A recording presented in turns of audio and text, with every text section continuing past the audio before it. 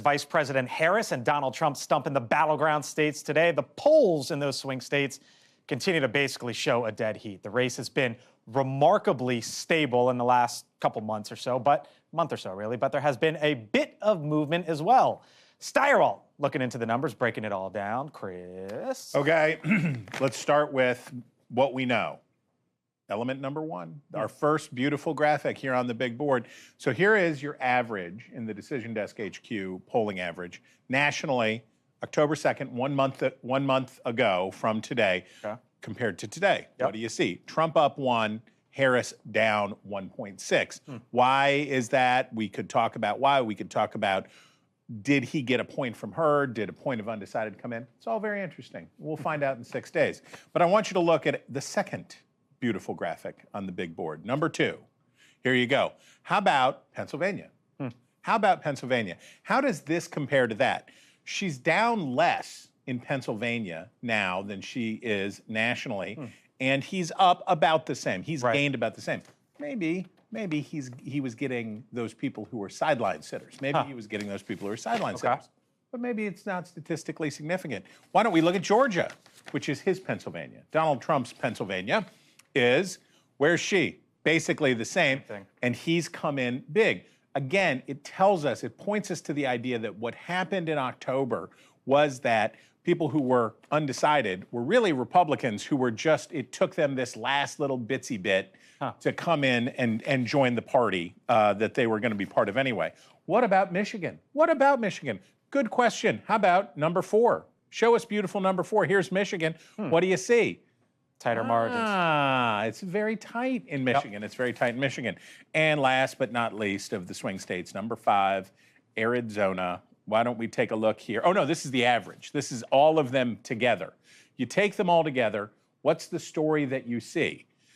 Now I want you to compare the story that you see here. This is the average of all the swing states taken together. I want you to contrast that with the national.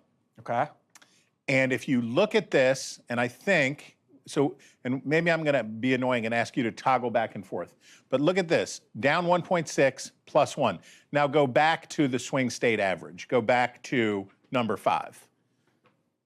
The verdict here is, it's tighter in the swing states than it was nationally. And the movement in the polls that we saw nationally, we haven't seen in the same way in the swing states. Why? Is it because people are getting bombarded with ads and that they knew these things earlier and have been affected by these things more?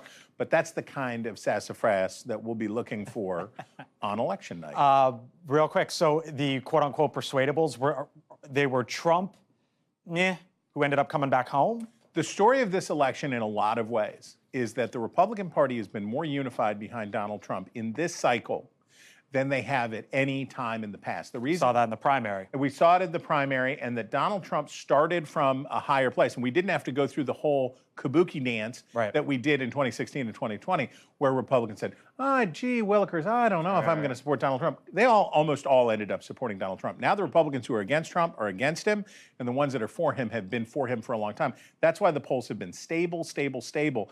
Now we just have to wait and see. Here's the thing. Okay, what's the thing? We don't know who's voting. Right, that's right. We don't know. So at the American Enterprise Institute today, we had a great pollster panel, talked to 2 of the best pollsters in the business, 1 Republican, 1 Democrat. They'll tell you, they have a guess about what the electorate's going to look like, but we don't really know. This is a big deal because after 2020, there's a lot of uncertainty in who's really in this electorate for 2024. It's still the shoulder shrug emoji. Yeah. We'll see. Get a hunch and bet a bunch. You're going to get great transparency here, election night. Chris, DDHQ.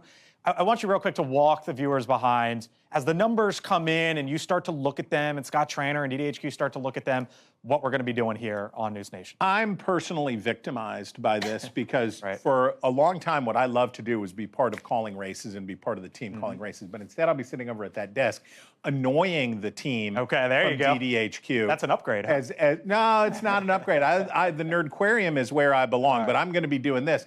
And part of the idea here is the promise of News Nation, if it is news for all Americans, what people want on election night is fast, accurate calls. And we're going to do it fast, and it's going to be accurate.